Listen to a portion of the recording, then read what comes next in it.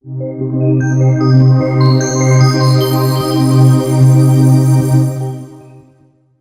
some of our apprentices have been involved in issues around education, employment, rural issues affecting migrant workers and workers involved with food processing in parts of Minnesota.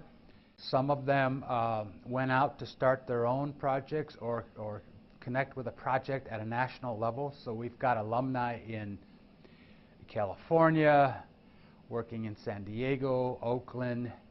We have folks, alumni working in Chicago, working with unions, community groups, neighborhood groups.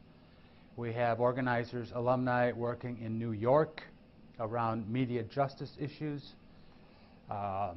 phone opportunities for prisoners so they can connect with their families. So the impact of OPE alumni has been national. We brought together, through our strategic convening work, 300 of our allies, and they informed each other and the Commissioner for Education, Dr. Casalius, about solutions that they would see bring about some equity in education.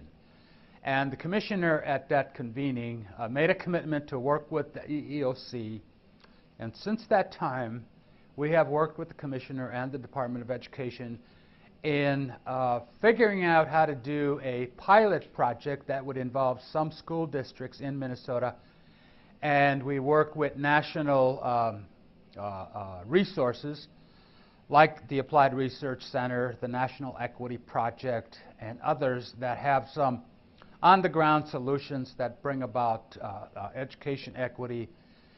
They bring about solutions to discipline issues that impact students of color more than their white counterparts.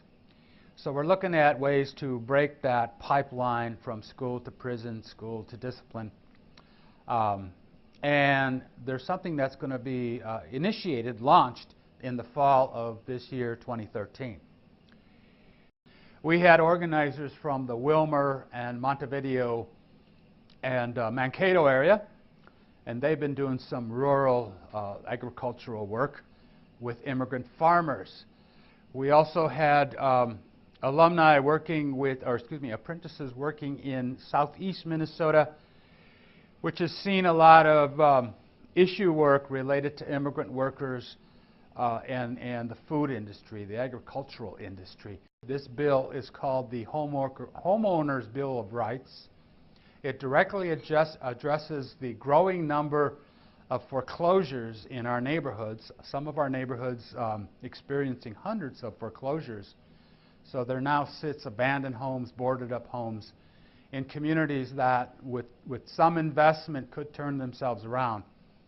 So what we've seen in the last few years is young people being connected through our training program and then using their base of relationships and their tools, social media, as a way to advance the equity movement in those directions with that particular part of our community. We see that as critical for us at OAP to really create a culture inside of OAP where young people can find a space to connect with other young people and express their values and their passion using, once again, social media, music, words. In the Latino community, there's a group called La Palabristas, the spoken word, and they're speaking of issues of disparity and historic disparity, concepts of conquest and oppression that are facing their communities and their call for justice. And so it's a valuable, important, critical resource for us to create the culture and the space inside of OAP for that.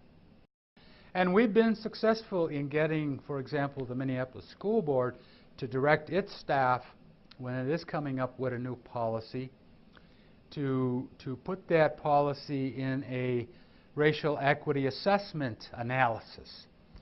What is going to be the impact on that policy, on that practice to students that come out of communities of color, immigrant communities, and indigenous communities?